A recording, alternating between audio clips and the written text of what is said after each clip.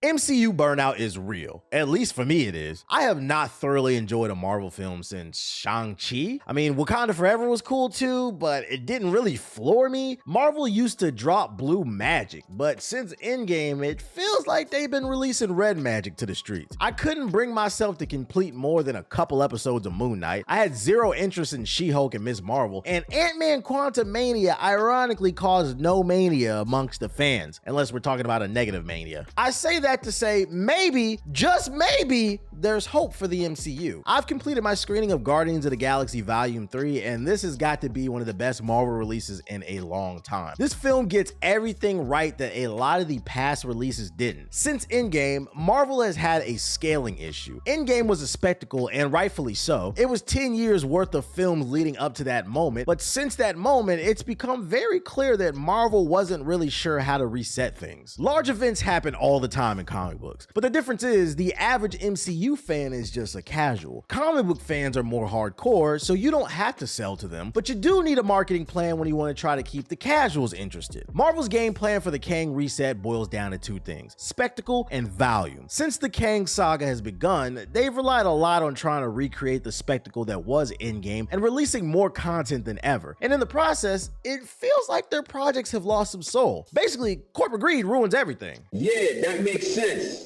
Guardians 3 chose to pull a 180 and focus on telling a story about its characters and their relationship with one another. If you love shonen anime, that is exactly what this film is. A good shonen anime. The power of friendship, overcoming the odds, but it never forgets that it's a shonen, so also expect some spectacle. The star of the show is Rocket Raccoon. This is one giant origin story that dives deeper into his past and how it affects him present day. And the writing is so strong in this movie. The Guardians have an amazing chemistry on camera. None of the jokes felt forced, and they hit at just the right time. So I caught myself laughing all throughout the film. It also tackles serious topics such as animal abuse, but it felt like it was tastefully done for a series that's known for being more lighthearted. This film is going to pull on your heartstrings, and I would know, not because I was crying, come on y'all, I'm a gangster, but because Shawty sitting next to me was gripping my arm all throughout the whole film, crying on me until my shoulder went numb. I left the movie theater looking like Deku in season 1 of My Hero when he damn near blew his arm off in the tournament.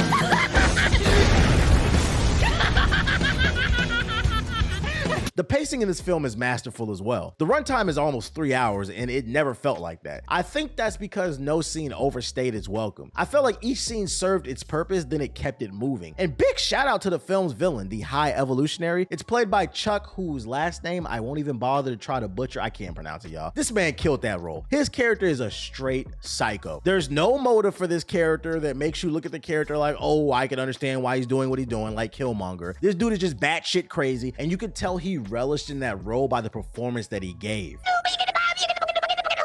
One of my biggest complaints about the MCU lately has been the lack of consistency in the CG. The CG was terrible in Quantumania. It looked like a fan film you could find on YouTube at times. This issue was corrected in Guardians 3. I mean, you could tell Marvel gave them a much larger budget because the entire film takes place on fictional planets and everything looked reasonable. The cinematography in this film is top notch as well. There are some awesome shots, with the highlight being a corridor fight scene towards the end of the film. The way the camera pans and catches the teamwork as they fight was flashy and cool, and once again, it didn't overstay its welcome. The Guardians films have always had the best soundtracks of any Marvel film, and I would hope so, seeing as they use licensed music. Volume 3 is no different. Expect to be bobbing your heads to records that span across several genres. I mean, you're gonna hear stuff from the likings of Earth, Wind, and Fire, Rainbow, and the Beastie Boys, so you know it's a good time. Now, if I had to nitpick it though, I will say that I did feel like this soundtrack didn't hit as hard as the previous two movies, but it was still good. It was still good. Okay, give me the bad news. You know, I sat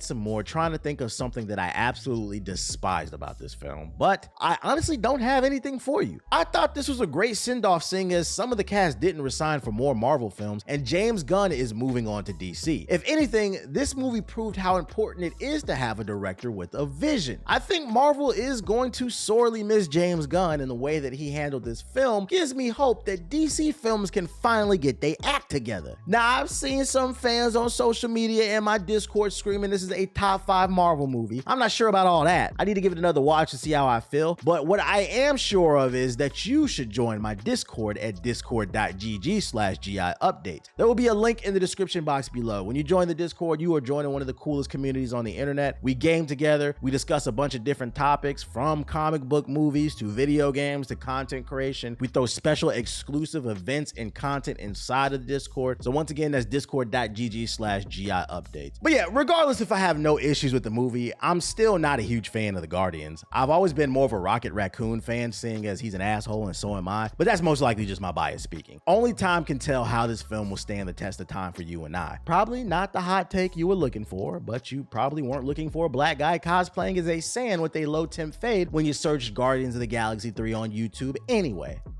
But hey, I'm just saying.